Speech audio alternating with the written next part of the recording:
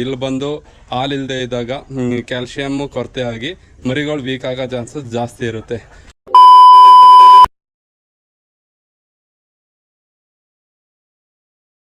ನಮಸ್ಕಾರ ಸ್ನೇಹಿತರೆ, ಎಲ್ಲರಿಗೂ ವೆಲ್ಕಮ್ ಬ್ಯಾಕ್ ನನ್ನ ಮಡಿಲು ಫಾರ್ಮ್ಸ್ ಯೂಟ್ಯೂಬ್ ಚಾನಲ್ಗೆ.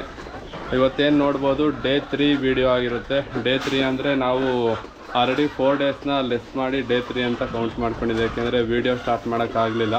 ಫೀಡ್ಗಳೆಲ್ಲ ಮಿಕ್ಸ್ ಮಾಡ್ತೀವಿ, ಅದು ಎಲ್ಲ ಸಪ್ರೇಟು, ಜೋಳ ಸಪ್ರೇಟು, ಕಡಲೆ ಹಿಂಡಿ, ಸಿಪ್ಪೆಗಳು ಎಲ್ಲ ಸಪ್ರೇಟು ಈ ಥರ ಬಂದು ಸ್ಟೋರೇಜ್ ಮಾಡಿರ್ತೀವಿ. ಇದಕ್ಕೆ ಇದು ದೊಡ್ಡದೊಂದು ಪುಟ್ಟಿ ಬರುತ್ತೆ, ಇದು ಕಾಯಿ ಪುಟ್ಟಿ ಅಂತ ಹೇಳ್ತಾರೆ.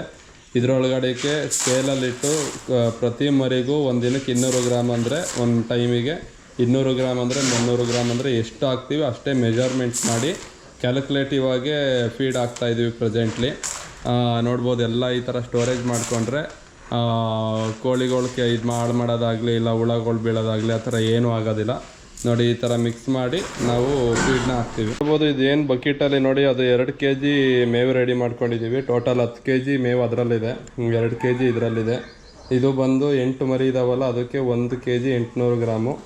ಇದು ಬಂದು 10 ಮರಿ ಇರೋದಕ್ಕೆ ಟೋಟಲ್ ನಾವು ಪ್ರೆಸೆಂಟ್ಲಿ ಹೇಳ್ದಂಗೆ 200 ಗ್ರಾಮ್ ತಿಂಡಿ ಕೊಡ್ತಾಯಿದ್ದೀವಿ.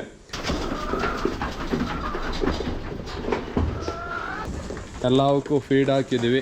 ಟೈಮ್ ಬಂದು ಇವಾಗ 7 ಗಂಟೆ ಆಗಿದೆ. ನಾವು ಯೂಶ್ವಲಿ 7 ಗಂಟೆಗೆ ಎಲ್ಲ ಕ್ಲೀನ್ ಮಾಡಿ ಫೀಡೆಲ್ಲ ಮಿಕ್ಸ್ ಮಾಡಿಕೊಂಡು 7 ಗಂಟೆಗೆ ಫೀಡನ್ನ ಸ್ಟಾರ್ಟ್ ಮಾಡ್ತೀವಿ. ನೋಡ್ಬೋದು, ಎಲ್ಲ ಮರಿನೂ ತಿಂತಾ ಇದ್ದಾವೆ. ಪ್ರೆಸೆಂಟ್ಲಿ 200 ಗ್ರಾಮ್ ಕೈ ತಿಂಡಿ ಕೊಡ್ತಾಯಿದ್ದೀವಿ ಎಲ್ಲ ಕುರಿಗಳಿಗೆ. ಮತ್ತು ನೋಡ್ಬೋದು, ಇಲ್ಲೂ ಎಲ್ಲ ಕ್ಲೀನಾಗಿ ಮೇಯ್ತಾ ಇದ್ದಾವೆ. ಓತ್ ಮರಿಗಳಿಗೆ ಮಾತ್ರ ಇದು ಬಂದು 1 ತಿಂಗಳು ಮರಿಗಳು. ಆಲ್ರೆಡಿ 150 ಗ್ರಾಮಿಂದ ಸ್ಟಾರ್ಟ್ ಮಾಡಿ ಪ್ರೆಸೆಂಟ್ಲಿ 300 ಗ್ರಾಮ್ ಕೊಡ್ತಾಯಿದ್ದೀವಿ ಒಂದು ಮರಿಗೆ. 300 ಗ್ರಾಮ್ ಕೊಡ್ತಿರೋದ್ರಿಂದ ಮರಿ ಸ್ವಲ್ಪ ಒಂದೊಂದು ದಿನ ಬಿಡ್ತವೆ, ಒಂದು 1/4 kg ಅಷ್ಟು. ಇನ್ನೊಂದು ದಿನ ಎಲ್ಲ ಫುಲ್ ಕ್ಲೀನಾಗಿ ತಿನ್ಕೋತವೆ. ಬಿಟ್ಟಾಗಿ ಏನು ಮಾಡಬೇಕು ಅಂತ ಹೇಳಿದ್ರೆ, ಈಗ ಕೈ ತಿಂಡಿ ಕೊಡ್ತಾ ಇರ್ತೀರ, ಇಮಿಡಿಯೇಟ್ ಏನಾದರೂ ಮರಿ ಸ್ವಲ್ಪ ತಿಂಡಿನ ಕಮ್ಮಿ ಮಾಡ್ತು ಅಂತ ಹೇಳಿದ್ರೆ ಒಂದು 10 ml liver tonic one day ಕೊಡಿ. ಮತ್ತೆ ಗ್ಯಾಪ್ ಕೊಟ್ಟು ಮತ್ತೆ ಸೇಮ್ ತಿಂಡಿ ಕೊಡಿ. ಮತ್ತೆ ಕಮ್ಮಿ ಮಾಡ್ತು ಅಂದರೆ ಮತ್ತೆ ಒಂದೊಂದು 10 ml, ಒಂದು ಮರಿಗೆ 10 ml ಆ್ಯಡ್ ಮಾಡ್ಕೊಳ್ಳಿ. ನೋಡ್ಬೋದು, ಈ ಬಿಡ ಬಂತ ಇದನ್ನು ದೊಡ್ಡ ಮರಿಗಳು. ಇವಕ್ಕೆ ಬಂದು ಅರ್ಧ kg ಫೀಡ್ ತಿಂತಾ ಇದ್ದಾವೆ ಪ್ರೆಸೆಂಟ್ಲಿ. kg ತಿನ್ನೋ ಮರಿಗಳು. ಮರಿ ಯಾವಾಗ ಅರ್ಧ kg ತಿನ್ನೋ ಕೆಪಾಸಿಟಿ ಬರುತ್ತೆ ಆವಾಗ ಇಮಿಡಿಯೇಟ್ ಬೇಗ ಗ್ರೋ ಆಗುತ್ತೆ. ನೋಡ್ಬೋದೆಲ್ಲ ಅರ್ಧ kg ಮೇವು ತಿನ್ನೋ ಮರಿಗಳು. ಇವತ್ತು ನಮ್ಮ ವೈಫ್ ಬಂದುಬಿಟ್ಟಿದ್ದಾರೆ ಹೆಲ್ಪ್ ಮಾಡೋಕ್ಕೆ. ಸ್ನೇಹಿತರೆ, ನೋಡ್ಬೋದು, ಇದು ಓಸ್ಟೋವೇಟ್ ಅಂತ ಕ್ಯಾಲ್ಶಿಯಂ ಟಾನಿಕ್. ಈ ಟಾನಿಕ್ನ ಏನಕ್ಕೆ ಪ್ರಿಫರ್ ಮಾಡ್ತೀನಿ ಅಂತ ಹೇಳಿದ್ರೆ, ಇನ್ನೊಂದು ತೋರಿಸ್ತೀನಿ ತಡ್ರಿ. ಇದು ಬಂದು ಬ್ರೋಟೋನ್ ಲಿವರ್ ಟಾನಿಕ್ಕು, ಇದು ಮತ್ತು ಇದು ಕ್ಯಾಲ್ಶಿಯಂ ಟಾನಿಕ್ಕು. ಇದನ್ನು ಬಂದು ಮರಿಗಳು ಸ್ಟ್ರೆಸ್ ಆಗಿದ್ದರೆ 5 ml ಯೂಸ್ ಮಾಡ್ತೀವಿ. ಇಲ್ಲ ಮರಿಗಳು ಏನಾದ್ರು ಮೇವು ಕ್ಲೀನಾಗಿ ತಿಂತಾ ಇಲ್ಲ, ಸ್ವಲ್ಪ ಬಿಡ್ತಾ ಇದ್ದಾವೆ ಅಂದರೆ ಹಸು ಜಾಸ್ತಿ ಮಾಡೋಕ್ಕೆ ಇದನ್ನು ಯೂಸ್ ಮಾಡ್ತೀವಿ. ಇದು ಬಂದು ಕ್ಯಾಲ್ಶಿಯಂ ಟಾನಿಕ್ಕು. ಕ್ಯಾಲ್ಶಿಯಂ ಟಾನಿಕಲ್ಲಿ ತುಂಬ ಥರ M&M ಮತ್ತು ಸುಮಾರು ಕಂಪ್ನಿಗಳಿದ್ದಾವೆ, ಬಟ್ ಅದು ಯಾವುದೂ ಪ್ರಿಫರ್ ಮಾಡಲ್ಲ. ಇದು ಬಂದು ಓಸ್ಟೋವೇಟು. ಇದು ಕಂಪ್ನಿ ಬಂದು ಇದು ಪ್ರೈಸ್ ಬಂದು 1000 ಚಿಲ್ಲರೆ ಇದೆ. ಇನ್ನೊಂದು ಬಂದು ಇದಕ್ಕೆ ಲಿಕ್ವಿಡ್ ಯೂಸ್ ಮಾಡ್ತೀವಿ ಮಿನರಲ್ದು, ಅದು ಬಂದು 400-500 ಇದೆ. ಎರಡೂ ಸೇರಿ 1000 ಡಿಸ್ಕೌಂಟ್ ಎಲ್ಲ ಆಗಿ ನಮಗೆ 1300 ಸಿಕ್ಕುತ್ತೆ.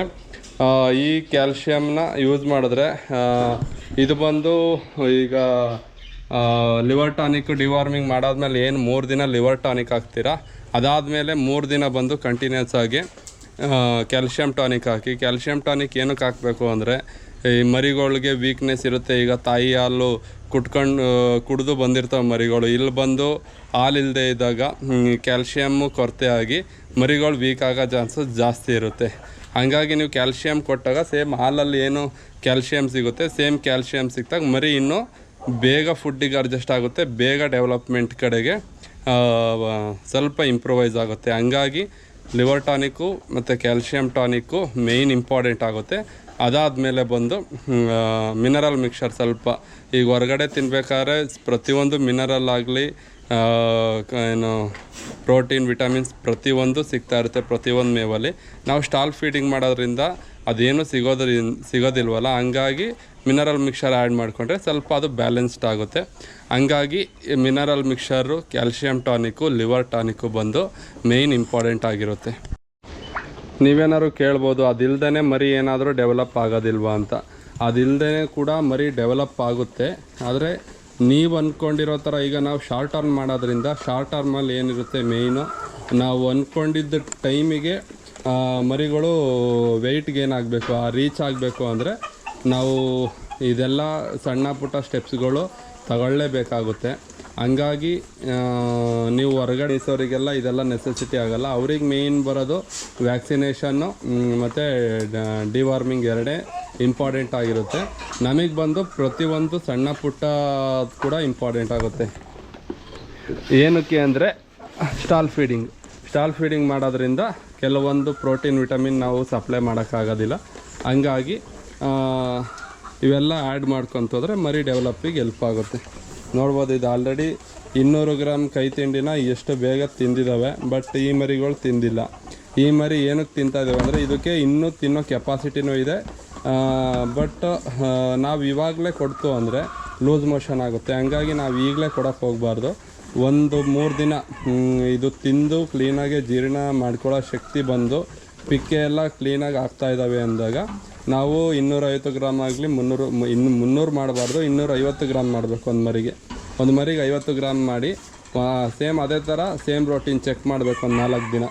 ಆವಾಗ ಒಂದು 4 ದಿನ ಚೆಕ್ ಮಾಡಿದಾಗ ಸೇಮ್ ಅದೇ ಥರನೇ 500 ಗ್ರಾಮ್ವರೆಗೂ ಇನ್ಕ್ರೀಸ್ ಮಾಡಿದಾಗ ನಮಗೇನು ಟೋಟಲ್ 3 ತಿಂಗಳಿಗೆ 500 ಗ್ರಾಮ್ 1-2 ತಿಂಗಳು ಹತ್ತತ್ರ ಬಂದಾಗ 500 ಗ್ರಾಮ್ ತಿನ್ನೋ ಕೆಪಾಸಿಟಿ ಮರಿಗೆ ಬರಬೇಕು. ಅದು ನಮ್ಮ ಕಾನ್ಸೆಪ್ಟು. ಹಂಗಾಗಿ ನೋಡ್ಬೋದು, ಈ ಮರಿಗಳಿಗೆ ಎಲ್ಲ ತಿಂದಿದ್ದಾವೆ. ಬಟ್ ಆ ಮರಿಗಳು ತಿಂದಿಲ್ಲ. ಅದೇ ಈ ಮರಿಗಳು ಸ್ವಲ್ಪ ಅದಕ್ಕಿಂತ ಸ್ವಲ್ಪ ಡಿಲೇ ಅಷ್ಟೇ. ಹಂಗೆ ಈ ಮರಿಗಳಿಗೂ ಇನ್ನು ತಿನ್ನೋ ಕೆಪಾಸಿಟಿ ಬರ್ತಾಯಿದೆ. ಅಂದರೆ ನಾವು ಯಾವ ಥರ ಈ ಡೈಲಿ ಅಬ್ಸರ್ವ್ ಮಾಡಿದಾಗ ಗೊತ್ತಾಗುತ್ತೆ ಅದು ಹೆಂಗೆ ತಿಂತಾಯಿದ್ದಾವೆ ಏನು ಅಂತ. ನೋಡ್ಬೋದು, ಇದು ಅರ್ಧ kg ಫೀಡಿಂಗಲ್ಲಿ ಆಲ್ರೆಡಿ ಎಲ್ಲ ತಿಂದು ಮುಗಿಸ್ತಾ ಇದ್ದಾವೆ.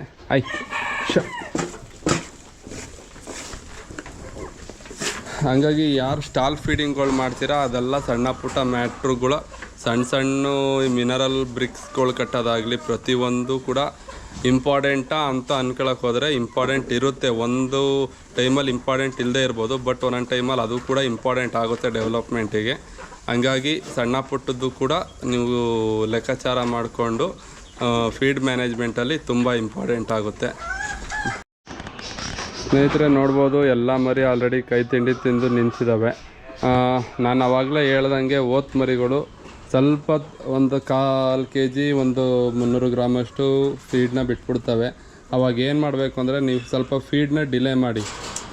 ಕುರಿನೇ ಆಗಲಿ ಓತಗಳೇ ಆಗಲಿ ಸ್ವಲ್ಪ ಫೀಡನ್ನ ಕಮ್ಮಿ ಬಿಡ್ತಾ ಇದ್ದಾವೆ ಅಂದರೆ ಸ್ವಲ್ಪ ಮೇವನ್ನ ಲೇಟಾಗಿ ಹಾಕಿ, ಇಲ್ಲಾಂದರೆ ಸ್ವಲ್ಪ ಕಮ್ಮಿ ಮಾಡಿ ಮೇವನ್ನ. ಆವಾಗ ನಿಮಗೆ ಅದು ಕಂಪ್ಲೀಟಾಗಿ ತಿನ್ನುತ್ತವೆ.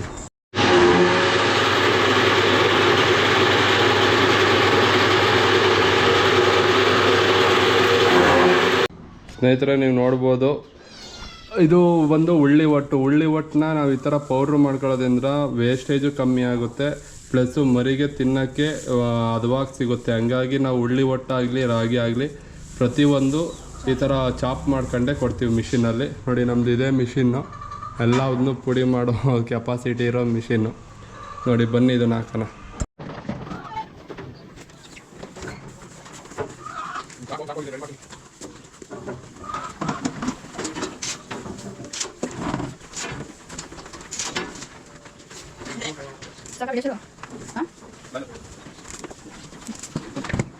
ಯಾವ ಥರ ಒಂದೊಂದು ಸ್ವಲ್ಪನೇ ಹಾಕಿದ್ದೀವಿ. ಮರಿ ತಿಂದ ಮೇಲೆ ಹಾಕೋಣ. ಓತ್ ಮರಿಗೆ ಬಂದು ಫೀಡ್ ಇನ್ನೂ ತಿಂದಿಲ್ಲದೆ ಇರೋದ್ರಿಂದ ಇದಕ್ಕಿನ್ನೂ ಹಾಕಿಲ್ಲ. ಇನ್ನು ಮರಿಗಳಿಗೆಲ್ಲ ಹಾಕಿದ್ದೀವಿ. ಇನ್ನು ದೊಡ್ಡ ಮರಿಗೆ ಆಡುಗಳಿಗೆ ಹಾಕಬೇಕು. ಅದು ಬಿಟ್ಟು ನೋಡಿ, ಈ ಥರ ಹಾಕೊಂಡ್ರೆ ಕ್ಲೀನಾಗಿ ಎಲ್ಲವಕ್ಕೂ ಹಾಕೊಂಡು ಬರ್ಬೋದು. ನೀವು ಕೂಡ ಇದೇ ಥರ ಮಾಡ್ಕೊಂಡ್ರೆ ಸ್ವಲ್ಪ ಕೆಲಸ ಕೂಡ ಕಮ್ಮಿ ಆಗುತ್ತೆ. ಇವತ್ತಿನ ವಿಡಿಯೋದಲ್ಲಿ ನೀವು ನೋಡ್ದಂಗೆ ಯಾವುದ್ಯಾವ್ದು ಇಂಪಾರ್ಟೆಂಟು ಯಾವ ಥರ ಮಾಡಬೇಕು ಅಂತ ಸ್ವಲ್ಪ ಇನ್ಫಾರ್ಮೇಷನ್ನ ಶೇರ್ ಮಾಡಿದ್ದೀನಿ. ಇದೇ ಥರ ಒಳ್ಳೆ ಇನ್ಫಾರ್ಮೇಷನ್ ಬೇಕು ಅಂತ ಹೇಳಿದ್ರೆ ನಿಮಗೆ ಯಾವುದೇ ಇನ್ಫಾರ್ಮೇಷನ್ ಬೇಕು ಅಂದರೂ ಕಮೆಂಟ್ ಸೆಕ್ಷನಲ್ಲಿ ಕಮೆಂಟ್ ಹಾಕಿ ಅದ್ರ ಬಗ್ಗೆ ನಾನು ವಿಡಿಯೋ ಮಾಡಾಕ್ತೀನಿ ಅಂತ ಹೇಳ್ತಾ ಎಲ್ಲರಿಗೂ ಥ್ಯಾಂಕ್ ಯು ಸೋ ಮಚ್ ಕೊನೆವರೆಗೂ ವಿಡಿಯೋ ನೋಡಿರೋದಕ್ಕೆ. ಇನ್ನೂ ಯಾರು ನಮ್ಮ ಚಾನಲ್ನ ಸಬ್ಸ್ಕ್ರೈಬ್ ಮಾಡಿಲ್ಲ ಸಬ್ಸ್ಕ್ರೈಬ್ ಮಾಡ್ಕೊಳ್ಳಿ, ಬೆಲ್ ಐಕಾನ್ ಕ್ಲಿಕ್ ಮಾಡಿ ಅಂತ ಹೇಳ್ತಾ ಈ ವಿಡಿಯೋನ ಇಲ್ಲಿಗೆ ಎಂಡ್ ಮಾಡ್ತಾ ಇದ್ದೀನಿ. ಎಲ್ಲರಿಗೂ ಥ್ಯಾಂಕ್ ಯು ಸೋ ಮಚ್.